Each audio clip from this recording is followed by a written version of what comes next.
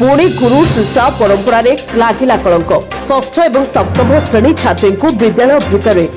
दुष्कर्म करने भली संकीर्ण अभियोग आमती एक अभावन घटना घटी राजनगर थाना अंतर्गत घड़ियामाल मधुसूदन विद्या मंदिर में। अभियोग अनुसार 16 तारीख दिन 12:30 समय एक निरोला श्रेणी गृह को दुई छात्री को डकाई प्रधान शिक्षक प्रदीप प्रधान दुष्कर्म करते परे छात्री परिवार लोके घटना जाना पर राजनगर थाना लिखित अभियोग कर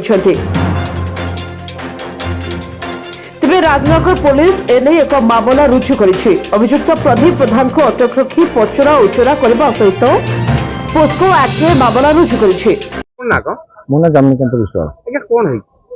आम दीर्घ दिन से झील पाठ पढ़ुला विशेष समय मास्टर अलग कोठरी की नहीं सहित व्यवहार करते तर विभिन्न पार्श्व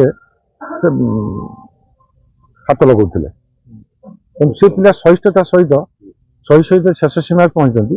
से सांगसाथी पाख आरंभ कर कथा बाहर आम पाखे कथा बाहर आम पे पचारू पिला सत कथा सब प्रकाश कले आम आईन राष्ट्र आसलु षष्ठ श्रेणी पढ़ू हाँ मुझे कहूँ अशिष्ट शिक्षक को आईन अनुଯାयी दंड दि जाऊ। राजनगर जुबेश नायक रिपोर्ट जे न्यूज।